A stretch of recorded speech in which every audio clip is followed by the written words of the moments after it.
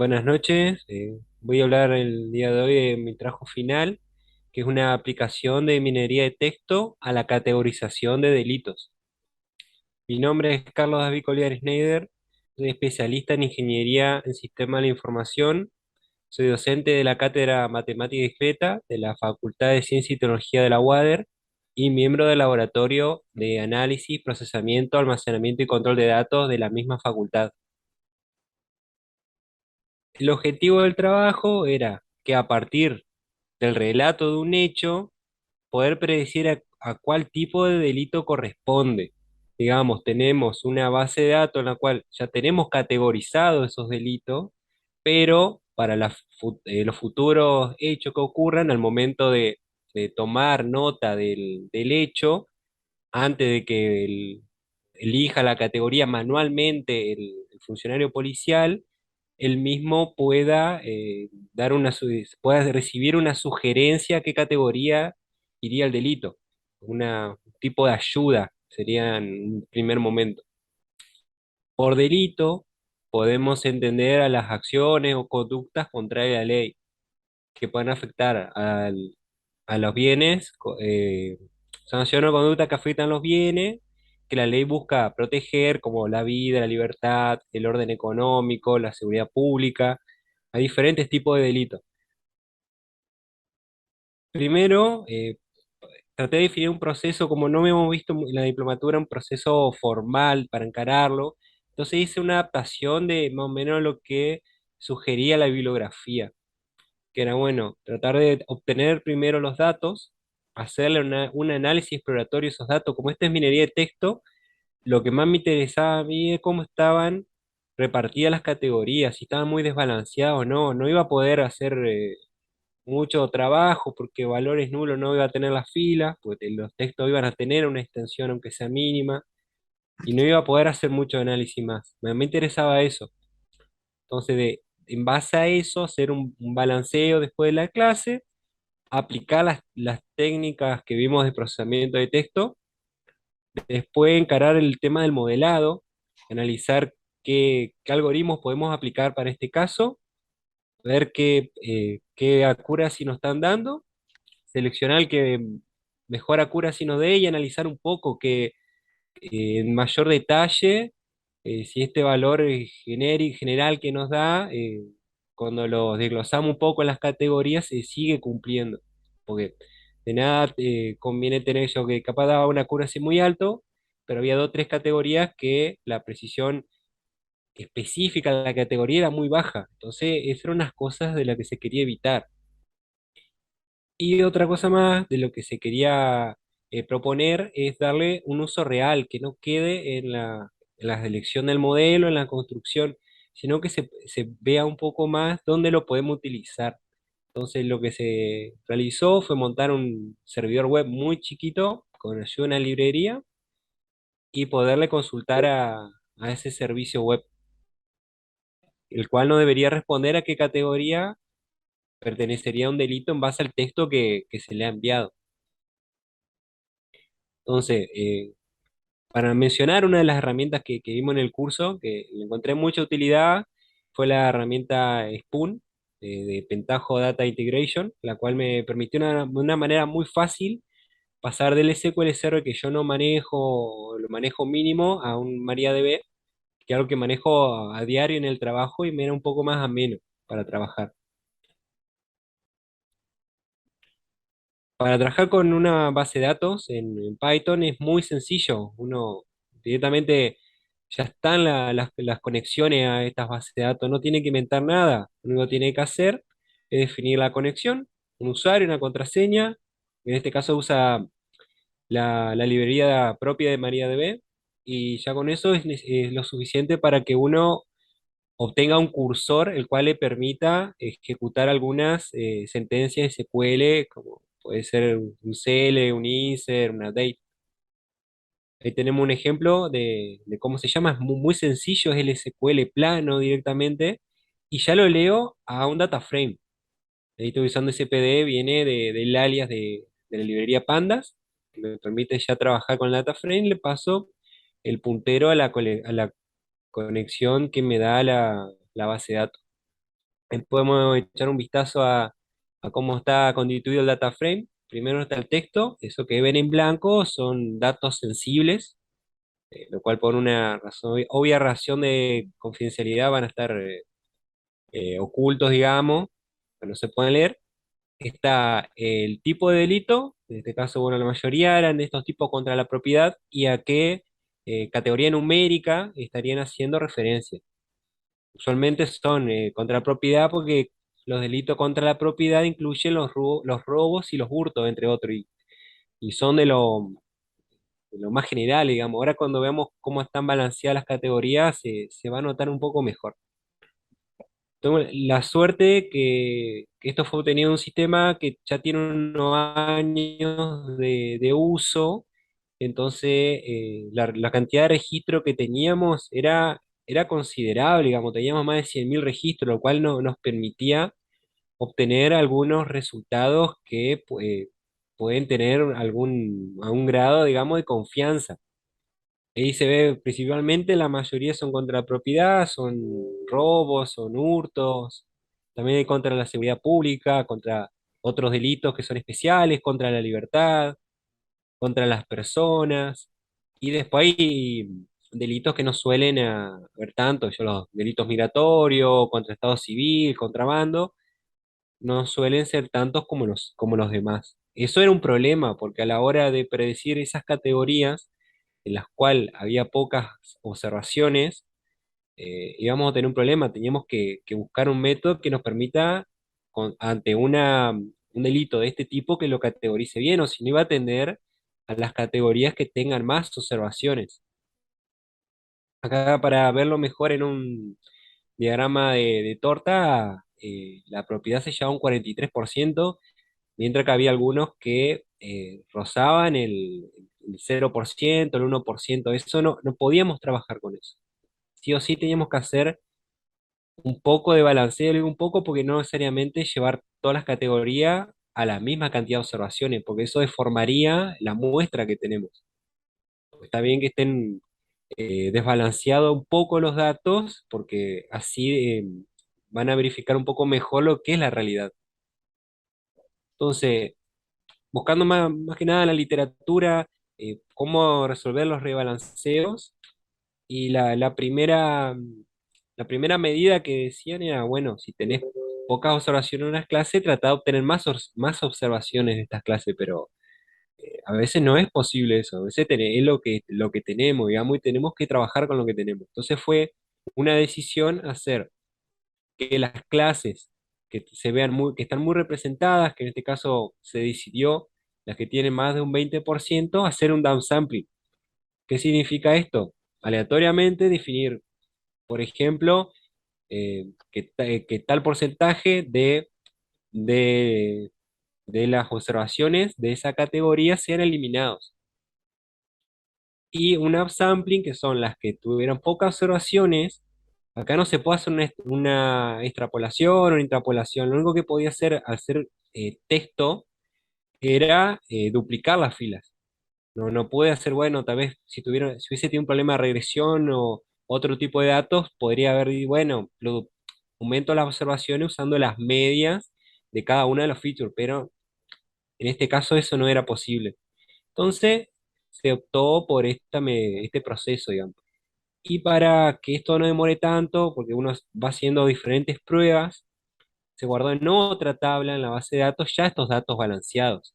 Entonces eso nos permitía ahorrar mucho tiempo, que esto conlleva tiempo, digamos, ir quitando registros y duplicando registros, más si uno no tiene el tiempo para seguir todo en continuado, es tiempo que uno necesita.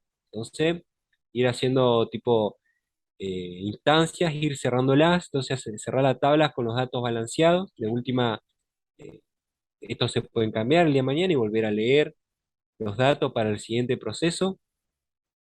A medida que vas teniendo más datos en el futuro, vas aflojando con Sí, el upsampling. sí, es una buena propuesta.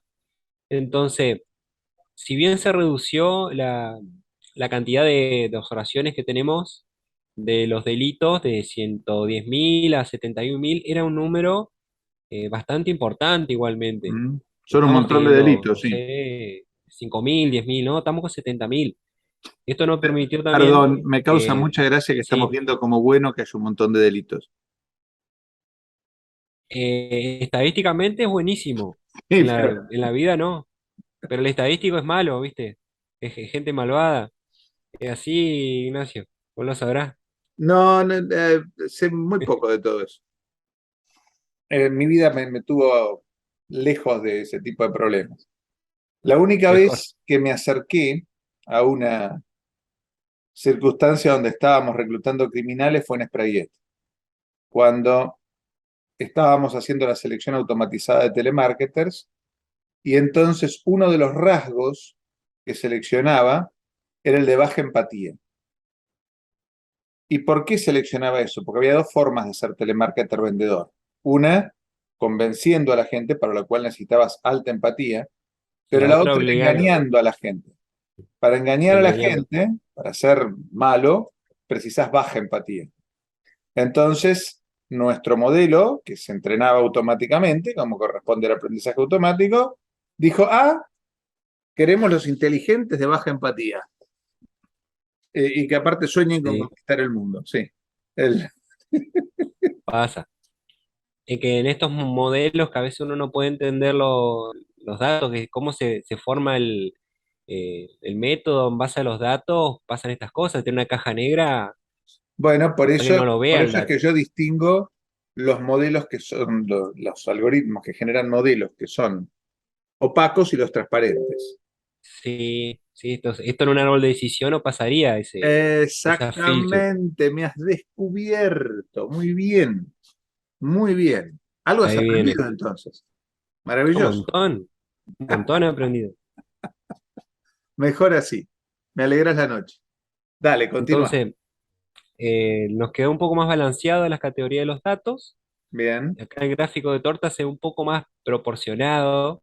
Ujú, Como dije, no era la intención que queden todo con la misma cantidad de registro, porque probé con una librería que te dejaba ujú. todo con la misma cantidad, Sí, pero pero deformaba mucho la muestra. sí, no, no, no, no. Entonces, se buscó una alternativa un poco más cercana a la realidad del modelo. Todo esto, antes de pasarlo a los modelos predictivos, hay que hacer un procesamiento del texto, el Ujú, sí, cual señor. define, primero se hace una tokenización. Los tokens que fueron definidos fueron palabras. Ujú, Entonces, cada token era una palabra. Después hace la normalización, que por ejemplo se convierte las mayúsculas a minúscula, que esté todo minúscula a mayúscula, todo esto lo viste esas, con Jerónimo. esos detalles, ¿sí? Lo viste con Jerónimo, todo esto. Sí, eso lo vi en el curso complementario Con Jerónimo, también bien. de minería de texto. Bien, También la eliminación de las stop words. muy bien. Tenemos ahí los artículos, las preposiciones, tenemos conjunciones, tenemos todas esas palabras que son muy comunes a los textos y la verdad no aportan nada. Que para los humanos nos aportan muchísimo, pero Sí, pero para el algoritmo para- no. Es muy interesante, porque de algún modo sí, subraya la manera distinta de abordaje de la realidad que tiene el humano y el algoritmo. también, acá no lo anoté, pero se eliminaron los signos de puntuación, los puntos, Muy los importante. guiones, las barras, los números. Se decidió que los números no eran importantes, porque la Ujú, mayoría de números que aparecían eran los números de fecha, claro. algún número de expediente, Sí, sí. alguna cantidad de algo, por ejemplo, algo robado, pero lo que Ujú, importa era que estaba robado el objeto. Entonces los claro. números por ahí hacía que bajen bastante la precisión después del modelo. Entonces se Bien, optó por eliminar los números. Tal vez, bien, bueno, tal vez se perdió algo de información, pero es mejorar la precisión, que más o menos es bien. lo que por ahí uno busca. Después con el tema del stemming y la lematización, se optó solamente por hacer stemming. ¿Qué significa stemming? Todas las palabras quedarse con su raíz. Entonces, si la palabra estaba en plural, va a quedar singular. Si estaba conjugada, va a quedar la raíz nomás. Ujú, En muy bien. cambio, la lematización se trata más de reemplazar la palabra por su representación en el diccionario. Por Ujú, ejemplo, los verbos los llevaría a infinitivo, claro. pero había un detalle, que la lematización es un proceso muy lento y no se suele aplicar cuando tiene un gran volumen de datos. Se suele usar el stemming nomás. Ujú, Da dentro de todo unos buenos resultados. De todas las palabras restantes, que podemos suponer que son las que nos dan valor, se hicieron la extracción de los features. Se vectorizó todas las palabras, se creó un diccionario de palabras únicas que tienen todos los textos en su totalidad, digamos, ujú. y con un algoritmo de vectorización, que en este caso se usó el TF-IDF, se pondrán los términos más relevantes para cada instancia específica.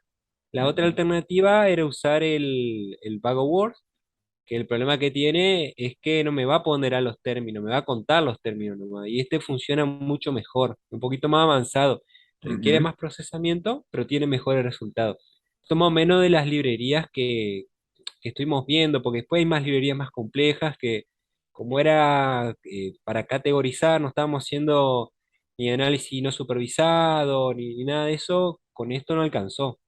Muy bien. Ahí, volviendo a lo que es el problema, lo podemos caracterizar como que es un problema de minería de texto, porque Ujú. vamos a tomar texto escrito por una persona, texto informal, y lo vamos a tratar de obtener algún valor, digamos, de lo que escribió la persona, más allá de su fin principal, digamos. Ajá. En nuestro caso, el valor sería hacer una predicción de las categorías para los nuevos ingresos, digamos. ¿Qué aprendizaje supervisado? Pues nosotros en la base de datos ya tenemos a qué categoría pertenece. Entonces, esto nos ahorra muchos problemas, la verdad, porque si no fuera no supervisado, ya tenemos que tratar de agrupar los delitos en base Eso a la sería para feature escribir que un código penal definamos. nuevo, digamos, sí. Sí, la verdad que es un trabajo muy pesado. Por suerte ya están categorizados. Y algo más, la clasificación es multiclase.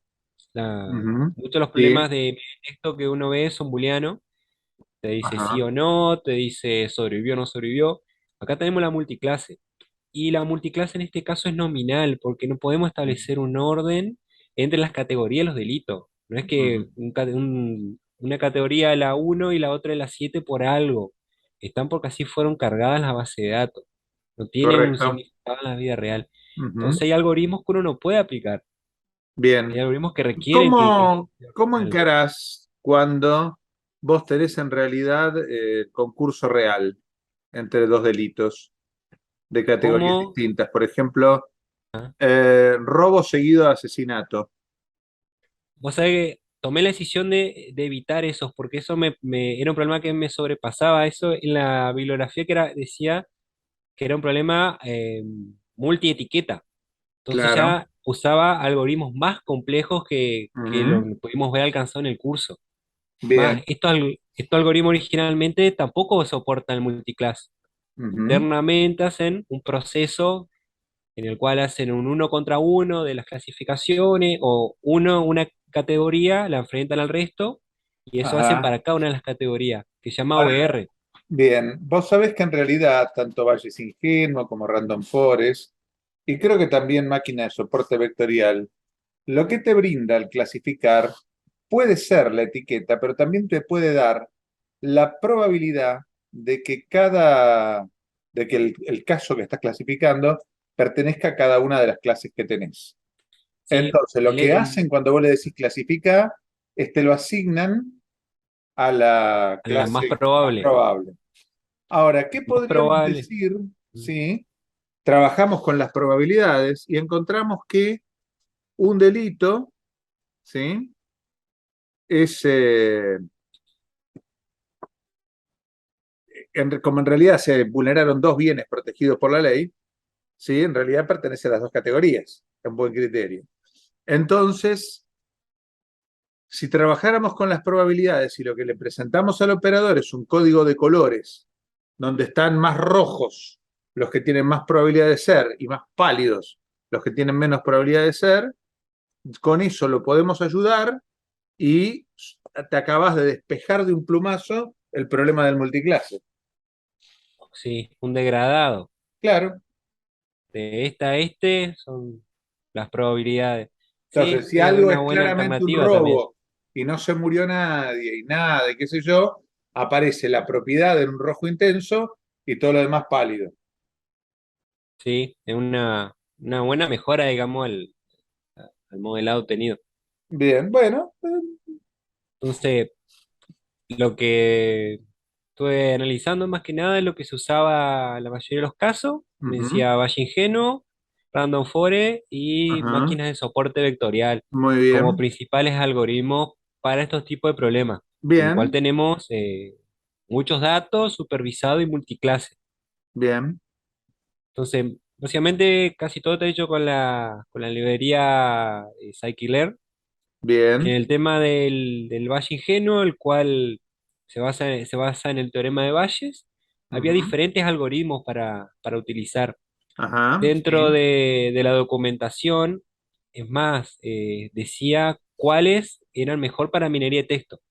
¿Por ajá, qué? Porque lo que me devuelve el TF IDF es una matriz dispersa, digamos, y para trabajar sí, con ese tipo de datos, lo mejor, y una matriz dispersa y muy grande, era sí, usar los algoritmos, el multinomial, el complement y el Bernoulli, bien, y el no que te tanto el anduvo mejor, gaussiano. el que te anduvo mejor fue el complement, El complement logró un casi un 80%, 0,7950. sí, Me quedé conforme porque lo hizo rápido, no hubo que estar manipulando hiperparámetro y como base sirve. Entonces ahí ujú, que decía, bueno, los otros dos me tienen que dar mejor. sí, uno tendría que preguntarse, un agente humano, ¿qué tasa de acierto tiene? Sí, habría que analizarlo también a eso. Es interesante porque si yo tuviera que implementar esto y medirlo, lo que haría sería, no le digo que lo clasifique al muchacho que está en la comisaría, no se lo muestro, una vez que lo clasificó se lo muestro y le permito cambiarlo. Y yo Ah, guardo el antes, el después y lo que dijo la computadora. Entonces, con sí. el antes veo la tasa de éxito del humano. Con el de la computadora mido la tasa de éxito de la computadora. Y con el último guardo la tasa de éxito del humano y la computadora trabajando en equipo. No, está bueno ese análisis. Son todas buenas ideas, digamos, para que mejoran este modelo. Muy bien. Bueno. Yendo a la materia de confusión, quedó Ujú. bastante, digamos, dispersa los valores fuera de la diagonal principal, Claro, pero vos te das cuenta que lo que está muy poblado fuera de la diagonal corresponde a los que tienen muchos. lo que tienen mucho. Eh, Los que me, tienen me hiere un poquito este 175 que está en la última la columna, en la 4 quinta y la fila. 11 Sí. que era 4 y predijo 11 sí. Ese es tal vez bueno, hay uno de 493 también, que debería ser categoría del 0 y predijo que iba a ser del 3. La verdad que dije, Ah, bueno, sí, sí, claro. Ese está feo, como feo también. base, Sí. sí, sí, como base y bueno, que sirve. Vamos a ver cómo funciona el, Claro, el, pero el habría que resto entender por de qué, porque algoritmos. capaz, ¿será que esos delitos tienen algo en común? ¿Habrá algo que confunde entre esos dos delitos? Sí, ese análisis lo omití porque yo consideré que no era yo el experto que podía hablar qué tanto se parece un delito de esta categoría de la otra. Ujú. Como mi formación es de informático, nomás dije, mejor esto, el día de mañana, de última lo analiza un experto, Los que lo podrá. criminólogos, sí. Sí, un abogado, un criminalista, alguien que Bien. se dedique a eso, sí, mirá, esto pasa por esto. Es más, el funcionario se suele equivocar, ¿por qué? Porque pasa esto y esto y esto. Y si el funcionario se equivoca, es probable que el algoritmo también se esté equivocando. Y porque de Porque última aprende de lo que hace un humano, el algoritmo está tratando de replicar lo que dejaron registrado los humanos. con Bien, el error que eso puede conllevar. bueno, muy bien, muy bien. Después probamos con el Random Forest. Ajá, Entonces, en vez de usar un solo árbol, que por ajá, ahí se sobreajusta mucho a los datos de entrenamiento, usamos un conjunto de árboles ujú. ayudados por las técnicas de ensamblado que nos ayudan contra el sobreajuste. Y Claro, y además, además acá, al usar un montón de árboles, cada árbol no lleva los mismos predictores.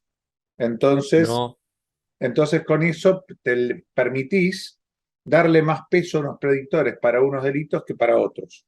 Está interesante. sí, aparte fue optimizado con el Grid Search. Ajá. En el GridServe se combinaron diferentes parámetros, por ejemplo, la profundidad de los árboles, las cantidades de los árboles, la cantidad de hojas mínimas. Ajá, Todo eso lo eso se usaste estuvo para probando optimizar los bastante. hiperparámetros. Muy bien. Sí, fue bastante exhaustivo y llevó bastante tiempo. Eh, Lo que logró fue una mejora ¡Epa!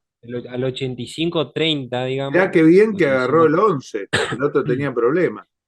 Y sigue Sí, sufriendo con el 3. algo debe ser de qué tan parecidos son esas categorías entre Y sí. ahí empezás ahí te Hay algo, empieza a generar la duda, ¿no? Bien. sí. Pero mejoró bastante. Lo que está por fuera de la diagonal, Ujú. Sí, sí, mejoré. visualmente se ve Del que la 80 al diagonal principal 85. está bastante poblada. Bien. Y después se probó con el algoritmo de máquinas de soporte vectorial, Y con el este cual llegaste al usa 91. hiperplanos, para hacer las divisiones de las categorías. Bien. Si bien hay muchos algoritmos dentro de la librería, no eran recomendados por el tamaño de la muestra. Ujú. Los que eran, yo, lo de kernel radial y todo eso, lo SVM común no soportaban este tamaño. Bueno, El lineal, está basado en otro algoritmo, entonces mucho más rápido y más o bien. menos para trabajar con este tamaño. Y dio un número importante, casi 0,91. Ajá. Bien. Entonces, cuando vemos la matriz de confusión, lo que es importante observar es que en las categorías en las cuales menos observaciones salieron perfectas, la categoría 2, la categoría 8, después categorías como la 7 quedó bastante bien. Hubo 4 observaciones de las 7 que no las pudo predecir. Claro. Tenemos bastante seguridad en lo que hay poco, que a veces eso cuesta, digamos. Eso cuesta mucho, sí. Sí, Acá tenés inseguridad donde se juntan dos categorías grandes. sí. Pero en general el odio está entre la 0 y la 3 Entre la 3 y y la entre la 0 y la 4 4, sí. y la 5, entre Ujú, esas, podemos decir que tienen la mayor cantidad de observaciones, es ujú. donde se puede prestar más a la confusión. Bien, Entonces, el modelo ganador fue la máquina de soporte vectorial, que dio muy bien. un número importante, digamos, ¿Sí? para la mini de texto, para lo que era un texto informal, que había Ujú. 12 categorías, porque algo que hay que decir, no era binario, esto eran 12 categorías, Sí, sí, había que eso clasificar aumenta la 12. dificultad. Sí, señor. Sí, y que eran nominales, no había un orden. Ajá, Entonces el número cerró.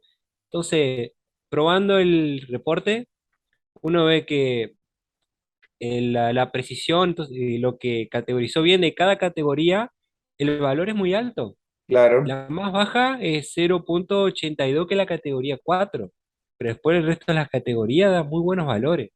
Muy Entonces, bien. yo lo encuentro aceptable. Lo Sí, mismo sí, que bueno. pasa con el recall. ¿Cuánto Ujú, pudo predecir bien de lo que está? Y la verdad es bastante aceptable. Y bueno, el soporte nos dice cuántas observaciones usaron para el test. Dentro de ujú, todo, las que menos usaron 50 observaciones. ujú. Entonces, es algo que se puede considerar bastante aceptable. Sí, estoy pensando, nosotros hicimos un upsampling en las que estaban poco representadas. Sí, Eso sí, eso podría puede llegar, llegar a cejar. Eso puede llegar a cejar, pero cada decisión que uno toma termina sesgando. o Es sea, no se así. puede hacer una tortilla sin romper los huevos, exacto. No, siempre se sesga, a veces más, Bien. a veces menos, y es una decisión que uno debe tomar Ujú, y saber que está tomando esa decisión y aceptarla o no. bien. Bueno, muy Entonces, bien, señor. el modelo, fue guardado gracias a la librería Showlib. Entonces, Ajá, creamos los modelos que llevan mucho tiempo crearse. Yo no puedo estar en tiempo real armando de vuelta el modelo. Yo claro, necesito directamente hacer el predict. claro, El Showlib me permite en un archivo guardar todo el modelo o cualquier objeto que maneje Python, ajá, el cual yo puedo importar después. ajá, Entonces, para consultarlo, también se usó Flask, que es un servidor web muy, pero muy pequeño, se importa con una línea, ujú, es tipo MVC. Yo directamente ajá, definí una ruta en la cual apuntaba el modelo y el modelo y el servidor me respondía con la categoría. aplicando muy bien, es una excelente implementación. Si el cliente manda el texto a a la API, el servidor le trae el modelo. A ese texto que le envían lo tiene que procesar como se hizo con todos los Le textos. tiene que hacer la Lo tiene que lematización, tokenizar, todo. quita las towers, lo tiene que Pero dar el es mismo a un formato texto, no es a dramático. un texto. Y eso lo mete al predict, me dice qué categoría posiblemente sea y lo devuelve al cliente. Muy bien. Quedó bastante bien porque el servidor devuelve un objeto JSON donde tiene una categoría, se Ujú, podría devolver más cosas, se puede ver los porcentajes, como bien dijiste, para hacer un degradado, se ujú. pueden hacer muchas cosas. Bien, bien, está Este- muy bien. Esto lo probé con el Postman. Ajá, Entonces, yo tenía el local, levanta enseguida el flash, ajá, daba a la ruta modelo y barra y le pasaba todo el texto. muy bien. Le enviaba y no tardaba nada, y dice, tardó 173 milisegundos. Es un tiempo del Entre, cual sí, los humanos apenas nos damos cuenta, sí. sí, hasta los 500 milisegundos podría ser aceptable, que es lo Ujú, que ya categoriza los navegadores como que la petición es un poco lenta. Y ajá, eso nos mira vos. devuelve que la categoría es 4. Ujú, Así que, digamos, se llegó a algo que puede ser usable, que pueden usar otros muy bien. sistemas, puede tener Ujú, varios modelos este servidor ujú. y cada uno poder consultar acá. Bueno, viejo, cualquier cosa que precises, sabes dónde encontrarme. ¿Eh? Bueno, Felicitaciones. quedamos así, Ignacio. Hasta Muchas gracias. prontito. Que la pases muy, pero muy bien.